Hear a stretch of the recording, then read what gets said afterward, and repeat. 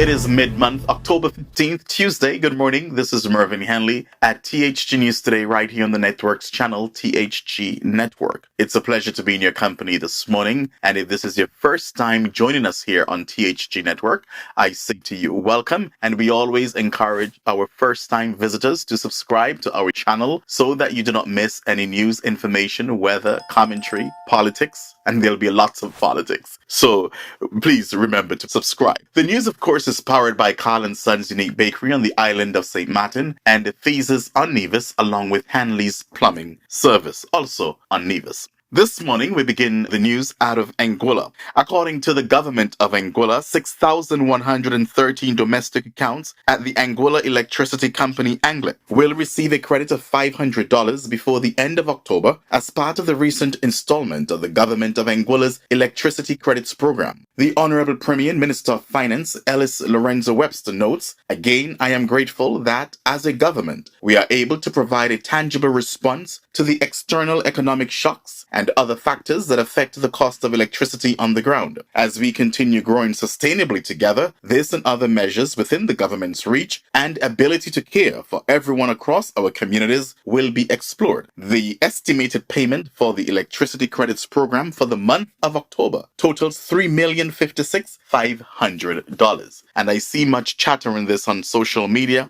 regarding this credit and other past credits. So we'll continue to follow what's happening there on Anguilla as they too get ready for an election that will be held any day now, but I suspect that this will be sometime early next year. Yeah. Now, we move on to news out of Barbuda, where it appears that there is a new Barbuda on the horizon. And again, I must commend the leadership of the Honorable Gaston Browne and the Antigua and Barbuda Labour Party government. Now, let's read this. Prime Minister Gaston Browne has unveiled bold plans to position Barbuda as the Caribbean's premier luxury destination, surpassing even the renowned St. Bart's in terms of sustainable development and exclusivity. Speaking on Point FM on Saturday, Browne detailed a comprehensive vision for the island's future, centered around green energy, high-end tourism, and cutting-edge infrastructure. Reflecting on his first interactions with Barbudans in 2012, Browne described the dire conditions that existed on the island at the time. "You literally, anytime after about 6 p.m., couldn't get any water to bathe," he said, noting that when water was available, it came in small, salty trickles. He also recalled the inadequate electrical and road infrastructure, which have since become key targets for improvement.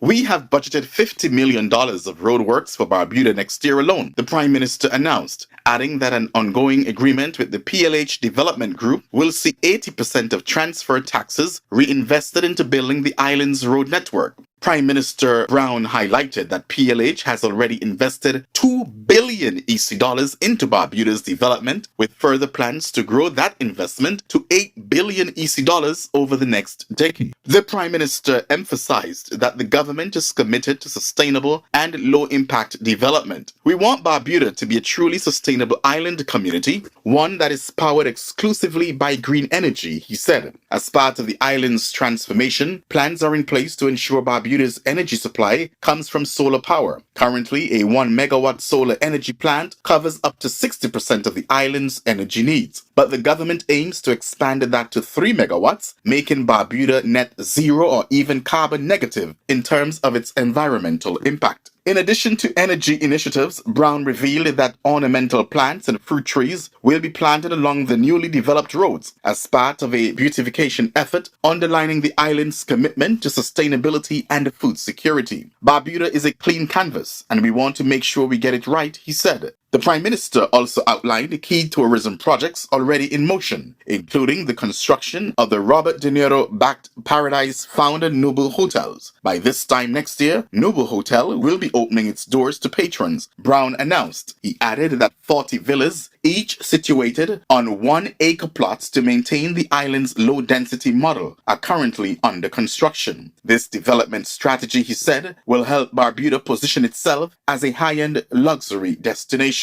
Looking ahead, Barbuda's airport will also undergo significant expansion to accommodate direct flights from North America and Europe. We'll be expanding the airport runway by at least another 2,000 feet, commencing next year, Browne said. My goodness. This move is expected to allow larger commercial jets to fly directly to the island, bypassing Antigua and facilitating a seamless experience for international visitors. Browne's vision for Barbuda extend beyond luxury tourism. He also announced plans for a new cargo port to accommodate larger shipping containers, a business hub on the old airport site, and expanding banking services to support the island's economic growth. The hospital will also receive upgrades, including dialysis machines, ensuring that residents can access critical healthcare services without traveling to Antigua. Despite these ambitious plans, Browne acknowledged the resistance from some Barbudans and local politicians. Unfortunately, there are those in Barbuda who have fought us, he said, but insisted that the government's efforts are aimed at empowering the island's people. The Prime Minister is confident that the island's future is brighter than ever.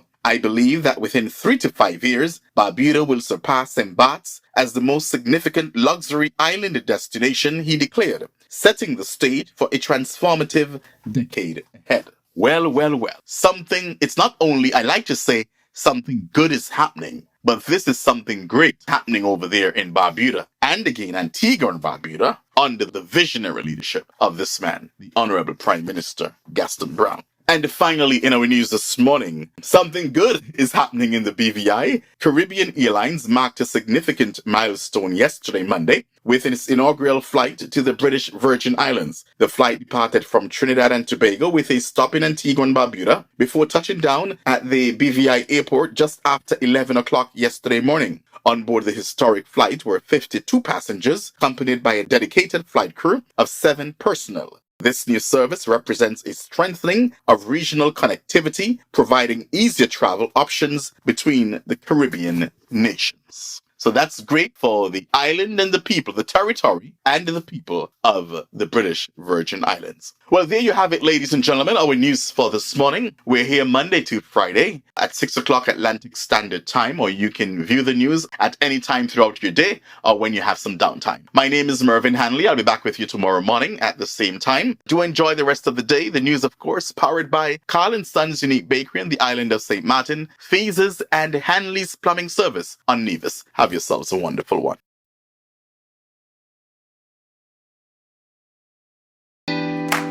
Carl & Sons have been serving the people of St. Martin for over 40 years. And the food and service get better and better. From early morning, customers flock to the bakery for their favorite sandwiches, cakes, pastries, you name it. First thing at mornings and last thing at afternoons, folks rush to Carl & Sons for simply the best. There are 2 locations, Coal Bay and on the Pondville. In Coal Bay, the opening hours are Monday to Friday from 6 a.m. to 6 p.m. On Saturdays, 6 a.m. to 5 p.m. And on Sundays, 6:30 a.m. to 10:30 a.m. and 2 p.m. to 5 p.m.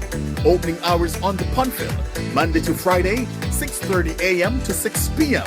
Saturday and Sunday, 6:30 a.m. to 1 p.m. We also cater for weddings, parties, special events, whatever the occasion. It's Carl & Sons. Our staff, we are always happy to serve you.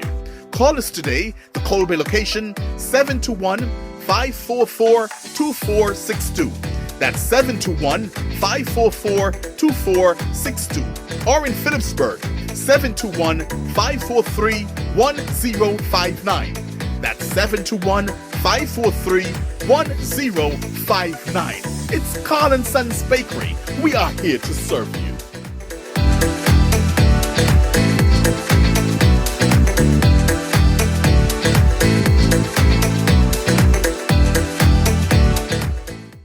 Nevis, satisfy your sweet tooth at Feeses, the cozy spot in Charlestown, known for its mouth-watering ice cream and dal parade. We are open Monday to Saturday, 8 a.m. to 5 p.m.